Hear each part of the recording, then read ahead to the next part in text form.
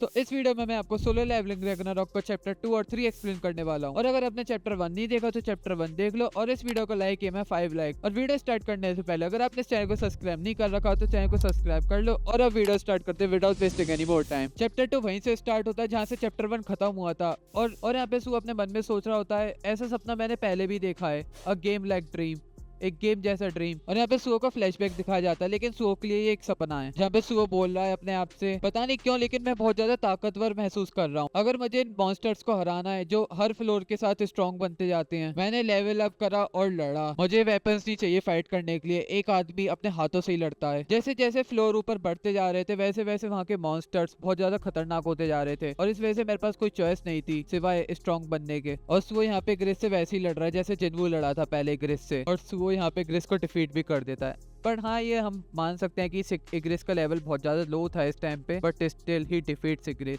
और यहाँ पे मैंने एक चीज और नोटिस करी, अनलाइक जिन्वू, सुओ यहाँ पे अपने फिस्ट का यूज करता है किसी डैगर्स को छोड़ के, और ये सुओ को बहुत ज्यादा अलग बनाता है जिन्वू से। तो स्टोरी में वापस आते हैं और सुओ अपने आप से ही बोल रहा है, उस गेम में सारे चैलेंजेस कंप्लीट करने के बाद मैं फाइनली उस लास्ट फ्लोर पे पहुंच जाता हूँ, और जो फाइनल बॉस था जिससे मैं लड़ा था वो बहुत ज्यादा पावरफुल था। सोलो लेवलिंग में तो जिन्वू ने अपना ऑरा मैक्सिंग करा ही करा था, इस सोलो लेवलिंग रैग्नारॉक में भी वो ऑरा मैक्सिंग कर रहा है। डैम ब्रो, लाइक कितना खतरनाक लग रहा है इस पिक्चर में ये। एंड सू अपने आप से बोलता है, उस गेम में किसी कारण से उस गेम का फाइनल बॉस मेरे पापा थे। और जब सुओ जिन्वू को देखता है ऐसा फाइनल बॉस, वो बहुत ज्यादा शॉक हो जाता है। सुओ बोलता है, डैड आप मेरे फादर, मुझे हमेशा से लगता था जब मैंने अपने सपने में देखा था वो बस मेरे फादर का प्रोजेक्शन था, वो मेरे ताकतवर और ट्रस्टवर्दी डैड हैं। बट मुझे ये समझ में नहीं आ रहा मेरे पापा इतने स्ट्रॉन्ग कैसे बने। फिर हम प्रेजेंट टाइम में आते हैं जहाँ पे वो फायर एक्सटिंग्विशर उठाता है और वो सोचता है अगर मेरे पापा होते तो यहाँ पे क्या करते इस सिचुएशन में। और लास्ट चैप्टर की तरह वो यहाँ पे ये फायर एक्सटिंग्विशर इस मॉन्स्टर को मारता है सिर पे। अब वो सोचता है कि मुझे क्या करना चाहिए। मैंने सुना है कि बिना माना के अटैक करने से मॉन्स्टर पे डैमेज नहीं होता बिल्कुल भी। अगर मैंने इस पे बिना प्लान करे अटैक कर दिया तो पता नहीं क्या होता है, एकदम से वहाँ का पूरा टाइम स्टॉप हो जाता है। यहाँ पे सिर्फ सुओ ही मूव कर सकता है और कोई भी मूव नहीं कर सकता इस मोमेंट पे। वो थोड़ा यहाँ पे कंफ्यूज हो जाता है और बोलता है, क्या हो रहा है यहाँ पे, यहाँ का टाइम रुक चुका है क्या। उससे सिस्टम की नोटिफिकेशन आती है और यहाँ पे लिख रहा है कि आपने सारी रिक्वायरमेंट पूरी कर ली है,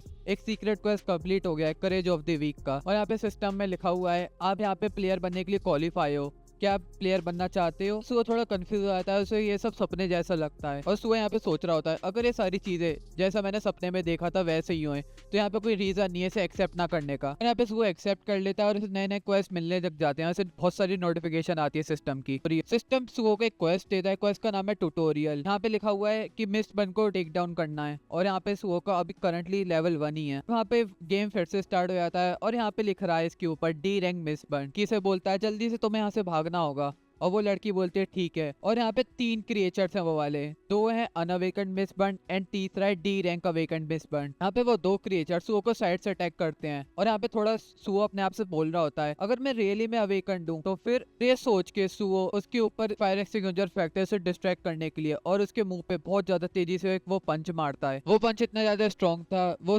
मॉन्स्टर सीलिंग के अंदर घुस जाता है पूरा उसे तोड़ के। और यहाँ पे सुओ बहुत ज्यादा सरप्राइज हो जाता है और बोलता है बस एक ही पंच में डैम। यहाँ पे उसे दूसरा मॉन्स्टर अटैक करने वाला आता है और जहाँ पे सुओ उसे बहुत जोर से एक लात मारता है और वो भी वहीं पे डिफीट हो जाता है। उसे बहुत सारी सिस्टम की नोटिफिकेशन मिलने लगती है और वहाँ पे लिखा होता है you have completed the quest, और यहाँ पे सुओ का लेवल 2 हो गया है। अब यहाँ पे तीसरा मॉन्स्टर आता है वो डी रैंक मिस्टबर्न। यहाँ पे सुओ एक इसे घूसा मारता है लेकिन उस घूसे का उस पर कोई असर नहीं होता। वो मॉन्स्टर सुओ को स्टैप कर देता है अपने क्लॉज से। सुओ उससे अपना डिस्टेंस बनाता है और वो डर जाता है और वो सोचता है अगर इसने मुझे यहाँ पे स्टैप कर दिया तो ऐसा ना हो मैं भी एक मॉन्स्टर बन जाऊं। और यहाँ पे सिस्टम की तरफ से सुओ को एक नोटिफिकेशन आती है और इसमें लिख रहा है कि सारे इफेक्ट्स जो थे वो न्यूट्रलाइज हो गए हैं, यानी कि जो उस मॉन्स्टर के क्लॉज ने उसे स्टेप करा था उसका कोई असर नहीं होगा सुओ पे। वो बोलता है लॉन्जेविटी। इसे देख के थोड़ा वो कंफ्यूज हो जाता है और वो बोलता है ओ अच्छा मैंने हाँ पहले से देखा था सिस्टम की विंडो पे। वो मॉन्स्टर सुओ पे फिर से अटैक करता है और सुओ को नीचे गिरा देता है। यहाँ पे सुओ बहुत ज्यादा डिफेंसिव हो जाता है। सुओ अपने मन में बोल रहा होता है अगर मैं डी रैंक अवेकन्ड से भी कमजोर हूँ तो इसका मतलब मैं की रैंक हूँ। यहाँ पे बस मैं अवेकन्ड हुआ था और मुझे क्या रैंक मिली, एक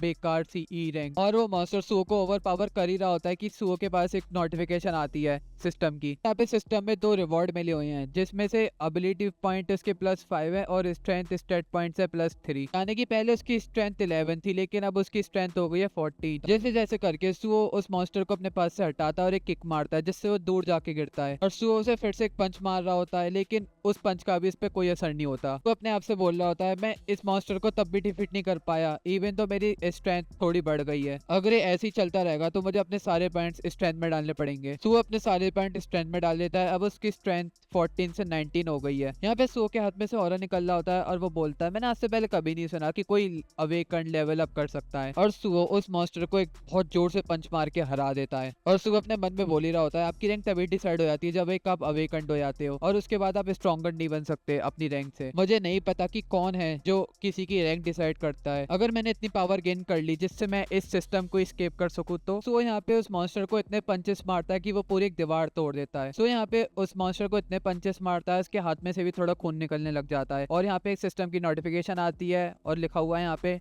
आपने डायरेक्ट मिसबन को डिफीट कर दिया है। उसे बहुत सारी लेवल अप की नोटिफिकेशन मिलने लगती है और सू अपने आप से बोलता है, यस फाइनली मैं जीत गया। यहाँ पे सू अपने आप से बोल रहा होता है, फाइनली अब मैं अवेकन हूँ, सो मैं इस डिजास्टर को यहीं पे खत्म कर सकता हूँ और लोगों की जान बचा सकता हूँ। जैसे ही सू खिड़की के बाहर देखता है, उसके ऊपर एक मॉन्स्टर अटैक कर देता है। इस पर एक सी रैंक मॉन्स्टर है और इस मॉन्स्टर के एक स्लेज से जहाँ पे सू खड़ा हुआ था, वो वाला पार्ट पूरा डिस्ट्रॉय हो गया है और पूरा यहाँ पे धुआं ही धुआं हो गया है। ये वाला चैप्टर यहीं पे खत्म हो जाता है और let's move to the next chapter. Chapter 3 start होता है, जहाँ पे एक अनाउंसमेंट चल रही होती है डंजन ब्रेक की। यहाँ पे बताया जा रहा है, जो भी कोरियन यूनिवर्सिटी ऑफ आर्ट्स के पास रहता है, कृपया जल्दी से जल्दी यहाँ से दूर चले जाएं। यहाँ पे हमें मिलिट्री दिखाई जाती है जो एक दूसरे से बात करके बोल रहे होते हैं। यहाँ पे लोग मरे जा रहे हैं और हम ज्यादा से ज्यादा उन्हें सिर्फ देख सकते हैं। यहाँ पे एक सोल्जर दूसरे सोल्जर से पूछता है, जो हंटर एसोसिएशन ने हंटर भेजे वो कब तक आएंगे। वो दूसरा ऑफिसर रिप्लाई देता है, वो एक बी रैंक हंटर को भी भेज रहे हैं, तो इस वजह से यहाँ पे थोड़ा टाइम लग सकता है। यहाँ पे से दूसरा सोल्जर पूछता है, बी रैंक हंटर, ये एक डी रैंक गेट नहीं है क्या, तो बी रैंक हंटर को क्यों भेज रहे हैं लोग। दूसरा सोल्जर उसे रिप्लाई देता है और वो बोलता है, क्योंकि हंटर एसोसिएशन को लगता है कि उनका भी एक हंटर इन्फेक्टेड हो गया, इस वजह से वो एक दूसरे से बात कर रहे होते हैं और वो बोलते हैं, क्या ऐसा तो नहीं है कि उनका एक सी रैंक हंटर इन्फेक्ट हो गया है। इन्फेक्टेड सी रैंक हंटर का नाम भी पता चलता है, उसका नाम है किम जोंग सू। और यहाँ पे सीन शिफ्ट होता है और हमें सुओ दिखाया जाता है। अगर आपको याद हो लास्ट चैप्टर में जब सुओ खिड़की के बाहर देख ही रहा होता है, उस पे बीस्ट अटैक कर देता है। यहाँ पे सुओ गिर जाता है और वो बोल रहा होता है अपने आप से, व्हाट द हेल, क्या ये सबसे लोअर फ्लोर से कूद के आया है क्या। यहाँ पे ये एक सी रैंक मिसबैंड है और सुओ यहाँ पे अपने आप से बोल रहा होता है इसे देख के, इसके पास एक वेपन भी है और ये जो मैंने मिसबैंड अभी तक डिफीट करे उनसे बहुत ज्यादा अलग है। ये मैंने यहाँ पे लेवल अप तो कराया थोड़ी देर पहले, बट यहाँ पे मुझे थोड़ी कंफ्यूजन है, क्या मैं इसके आगे टिक सकता हूँ या नहीं टिक सकता। सुओ को सोच ही रहा होता है कि इतनी देर में वो वाला मॉन्स्टर सुओ पे अटैक कर देता है, लेकिन सुओ इस अटैक को डॉज कर देता है इजीली। लेकिन इस अटैक का इम्पैक्ट इतना ज्यादा था, इवन तो उस मॉन्स्टर का वेपन दीवार से टच भी नहीं करा था, लेकिन उसने दीवार पे बहुत बड़ा निशान बना दिया है। सुओ को कुछ करने का मौका नहीं मिलता कि उस पे वो वाला मॉन्स्टर फिर से अटैक करने लग जाता है। फिर से सुओ उसका अटैक डॉज कर देता है। इस रूम में वो सी रैंक मॉन्स्टर और सुओ थे, उस रूम का गेट तोड़ के सुओ वहां से भागने लगता है। वो अपने आप से बोलता है, मुझे नहीं लगता कि इस मॉन्स्टर को मैं हरा भी पाऊंगा, और इसी रीजन की वजह से अवेकनर्स की डिफरेंट रैंक्स होती हैं। फिर कब तक आएंगे, जब तक हंटर आते हैं शायद से मैं तब तक इसे यहाँ पे रोक सकता हूँ। और वो वाला मॉन्स्टर भी उस क्लासरूम के बाहर आ जाता है और वो सुओ को देखता है, वहाँ पे थोड़ा वो हंसने लग जाता है। सुओ की बिल्डिंग है, उसकी दूसरी वाली बिल्डिंग में 3 लड़कियां खड़ी हुई हैं उसकी छत पे, और उस चीज को वो वाला मॉन्स्टर देख लेता है। वो 3 लड़के एक दूसरे से बात करके बोलते हैं, यहाँ पे थोड़ा वेट करते हैं, शायद से हंटर्स आ जाए जल्दी यहाँ पे हमें बचाने। लेकिन इतनी देर में वो वाला मॉन्स्टर सुओ की यूनिवर्सिटी की बिल्डिंग से कूद के उस वाली छत पे आया था जहाँ पे वो 3 लड़कियां थी, और ये चीज देख के सुओ बहुत ज्यादा शॉक हो जाता है और सुओ भी उस मॉन्स्टर के पीछे उस छत पे चला जाता है। वो बोलता है, यहाँ पे बिल्कुल भी टाइम नहीं है हंटर्स के लिए वेट करने का। यहाँ पे सुओ उस मॉन्स्टर के एक नेक पे लात मारता है, लेकिन उसका उस पे कोई असर नहीं होता। फिर वो मॉन्स्टर सुओ पे फिर से अटैक करने की कोशिश करता है अपने वेपन से, लेकिन सुओ फिर से उसे डॉज कर देता है। सुओ अपने आप से बोलता है, अगर इस मॉन्स्टर की मुझे एक भी हिट लगी वो मुझे मार सकती है यहाँ पे, लेकिन यहाँ पे मुझे उससे लड़ना पड़ेगा, मैं इसे ऐसी खुला नहीं छोड़ सकता। वो वाला मॉन्स्टर सुओ की तरफ आगे बढ़ ही रहा होता है, लेकिन सुओ भी यहाँ पे बिल्कुल पीछे नहीं हटता और सुओ उस पे बहुत ज्यादा पंचेस मारने लग जाता है बहुत स्पीड में। सुओ उस मॉन्स्टर को अपने स्पीड वाले पंचेस से गिरा तो देता है, लेकिन वो मॉन्स्टर सुओ को बहुत बुरा स्टेप करता है